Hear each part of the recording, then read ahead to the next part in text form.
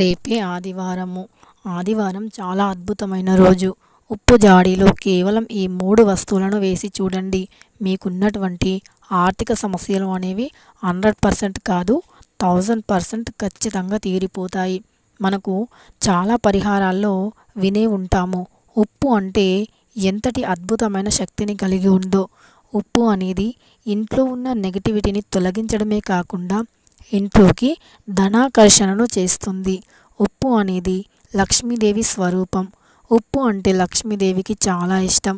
అంతేకాకుండా ఉప్పు అనేది సముద్రం నుండి వస్తుంది. లక్ష్మీదేవి కూడా సముద్రం నుండే ఉద్భవించింది. అందుకే ఉప్పు అంటే అంత ఇష్టం అని చెబుతూ ఉన్నాయి శాస్త్రాలు. లక్ష్మీదేవతకి ఉప్పుకి చాలా దగ్గరి సంబంధం ఉంది.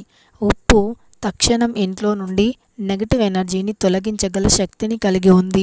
ఇది ఆధ్యాత్మిక పరంగానే కాకుండా ఆరోగ్యపరంగాను ఎంతో మేలు చేస్తుంది. ఉప్పు లేని వంటలు ఉండవు, అవి తినలేము కూడా. అది మనకు భారతీయ సాంప్రదాయంలోనే కాకుండా ఇతర ప్రతి దేశవ్యాప్తంగాను అలానే ప్రపంచవ్యాప్తంగాను ఉప్పు లేని వంటలు తినలేము. ఉప్పుకు అంత గొప్ప శక్తి ఉంది. అలానే ఉప్పు అనేది ఇది శాస్త్రపరంగాను ఎంతో అద్భుతమైనది. ఈ ఉప్పు అనేది ఎంతటి నెగిటివిటీని అయినా చిటికెలో తొలగించగల శక్తిని కలిగి ఉన్నది. ముఖ్యంగా 1000% రిజల్ట్నిచ్చేది దొడ్డుప్పు. అదే రాళ్ళ ఉప్పు, సముద్రపు ఉప్పు, గల్లుప్పు అని ఇలా రకరకాల పేర్లతో పిలుస్తూ ఉంటాము.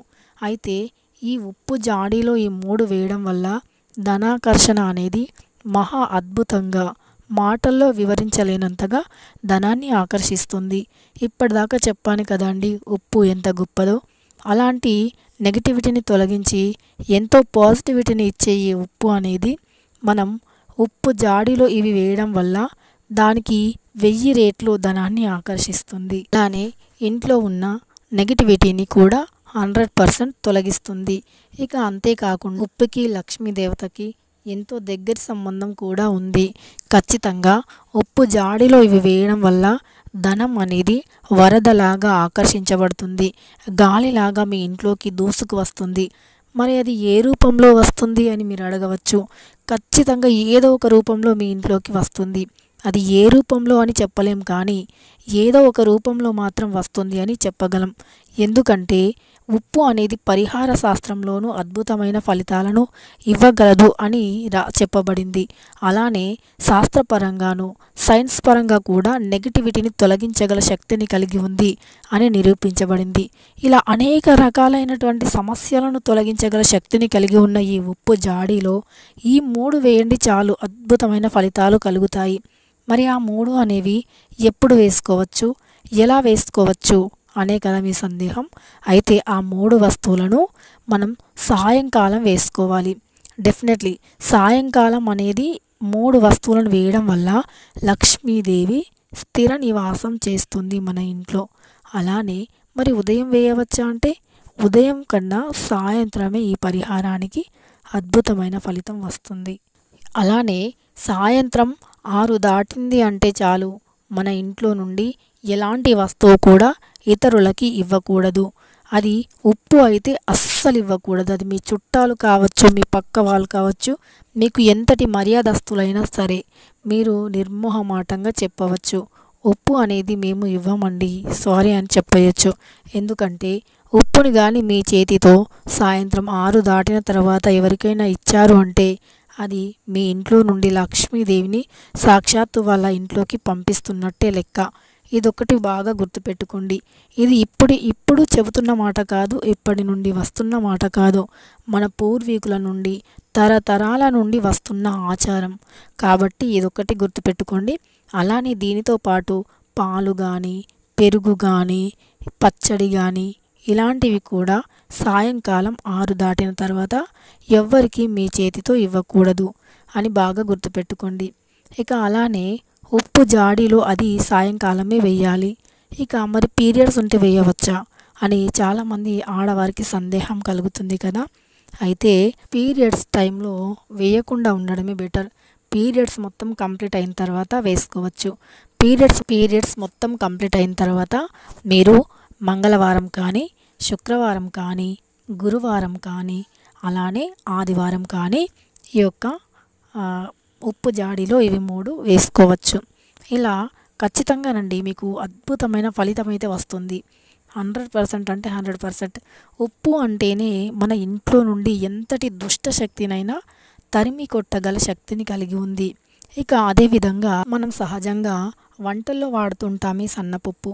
అది వాడడం కన్నా వంటల్లో కూడా ఈ గల్లుప్పుని వాడితేనే మన ఇంట్లోకి లక్ష్మీదేవి అతి త్వరగా ఆకర్షింపబడుతుంది. ఎక్కడైతే రాళ్ళ ఉప్పు ఇంట్లో ఉంటుందో, ఎప్పుడు కూడా నిండుగా ఉంటుందో ఆ ఇంట్లోకి లక్ష్మీదేవి తక్షణం అడుగు పెడుతుంది. ఇంట్లోకి మనం నెలకి సరుకులు ఎలా అయితే తెచ్చుకుంటామో అలానే ఈ యొక్క గల్లుప్పుని మర్చిపోకుండా, అది మీ ఇంట్లో స్టాక్ ఉన్నా లేకపోయినా ఖచ్చితంగా మీరు ఎక్స్ట్రా ఉప్పుని మాత్రం తెచ్చిపెట్టుకోండి. అలా చేయడం వల్ల లక్ష్మీదేవి మీ ఇంట్లో ఆనంద తాండవం చేస్తుంది. మీ ఇంట్లో నుండి అసలు వెళ్ళమన్నా కూడా వెళ్ళనే వెళ్ళదు. అంతలా ఇష్టం అమ్మవారికి ఉప్పు అంటే. అయితే ఈ ఉప్పు జాడి అనేది అది పింగాణిది అయి ఉండాలి లేదా గాజుది అయి ఉండాలి. అంతే తప్ప ప్లాస్టిక్ వాటిలో పోస్తే మాత్రం అంతలా ఫలితం ఉండదు. ఇంకా నెగిటివ్ ఎనర్జీ అనేది ఎక్కువగా ఏర్పడుతుంది. అంతేకాకుండా ఉప్పు యొక్క మూతను, అంటే మనం ఉప్పు ఏ డబ్బాలో అయితే వేస్తామో ఆ డబ్బా యొక్క మూతను ఎప్పుడూ కూడా తెరిచి ఉంచకూడదు. ఎప్పుడు ఆ డబ్బా యొక్క మూతను మూసే ఉంచాలి. లేదంటే ఇంట్లో అప్పుల సమస్యలు వచ్చే అవకాశం ఉంటుంది. అయితే ఉప్పు జాడీలో వేయడానికని మనం ఒక పసుపు కొమ్ము, చిన్న బంగారం ముక్క, 9 వక్కలు వేసి పసుపు రంగు వస్త్రంలో వేసి ఆ యొక్క వస్త్రాన్ని మూటలాగా కట్టండి. అయితే పసుపు రంగు వస్త్రమే వాడాలా, ఇంకా ఏదైనా వస్త్రం వాడుకోవచ్చా అని సందేహం ఉంటే గనక మీరు డెఫినెట్గా పసుపు రంగు వస్త్రాన్ని వాడండి. కానీ మీ ఇంట్లో గనక పసుపు రంగు వస్త్రం లేకపోతే, అప్పటికప్పుడు మీరు తెచ్చుకోలేని స్థితిలో ఉంటే గనక మీరు మీ ఇంట్లో ఉన్నటువంటి తెల్లటి కర్చీఫ్ను కానీ లేదా ఇతర ఏ రంగులో ఉన్నా పర్లేదు, అది ఎరుపైన, తెలుపైన, నలుపైన ఏదైనా పర్లేదు, కానీ కొత్తది అయి ఉండాలి. ఆ యొక్క వస్త్రాన్ని పసుపు నీటిలో నానబెట్టండి. అంటే ఒక బౌల్లో కానీ ఒక గ్లాస్లో కానీ ఒక క్లాత్ పట్టే అంత సైజులో ఉండేటువంటి బౌల్ని తీసుకొని అందులో నీటిని వేసి కొంచెం ఎక్కువగా పసుపుని వేసి, అంటే పసుపు నీటిని తిక్కుగా కలుపుకోవాలి, చిక్కగా.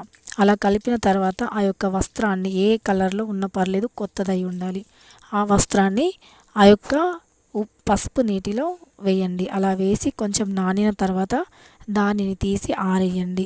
అది డ్రై అయిపోయిన తర్వాత అది పసుపు రంగు క్లాతే అవుతుంది. ఇక ఎందుకంటే మనం పసుపు తిక్కుగా కలిపి అందులో ఈ వస్త్రాన్ని పెట్టాము కాబట్టి ఈ వస్త్రం కూడా అది పసుపు రంగు వస్త్రం అవుతుంది. కాబట్టి పసుపు రంగు వస్త్రంలో ఇప్పుడు నేను చెప్పినట్టు ఒక పసుపు కొమ్ము, ఒక చిన్న బంగారం ముక్క, లేదా బంగారం ముక్క మీ దగ్గర అందుబాటులో లేకపోతే వెండి ముక్క అయినా పర్లేదు, చిన్నదైనా పర్లేదు, చిన్న వెండి రింగ్ అయినా, చిన్న బంగారం ముక్క అయినా, లేకపోతే చిన్నది ఏదైనా బంగారంకి సంబంధించిన వస్తువైనా వేయవచ్చు.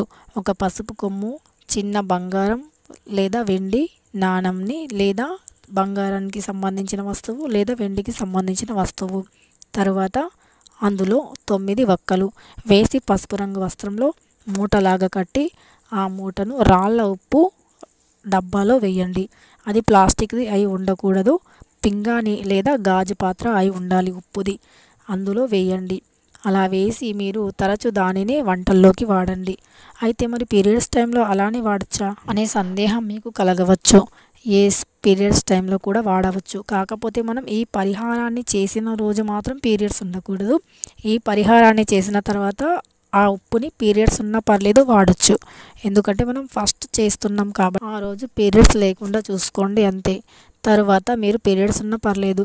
కొంతమందికి అలా చేయడానికి ఇష్టం ఉండదు, అంటే పీరియడ్స్ టైంలో ఆ ఉప్పుని ముట్టడానికి అంత ఇష్టంగా ఉండదు. అలాంటి సమయంలో దాన్ని వాడకండి. మనం సహజంగా సాల్ట్ని వాడతాం కదా, సన్నపు ఉప్పుని కూరల్లో, వంటల్లో, ఇలా దానిని వాడుకోవచ్చు మీ పీరియడ్స్ ఉన్న టైంలో. తర్వాత మళ్ళీ యథావిధిగా మీ పీరియడ్స్ అయిపోయిన తర్వాత మళ్ళీ ఇదే సాల్ట్ని వాడుకోవచ్చు. ఈ వీడియో నచ్చితే ఒక లైక్ చేయడం అస్సలు మర్చిపోవద్దు.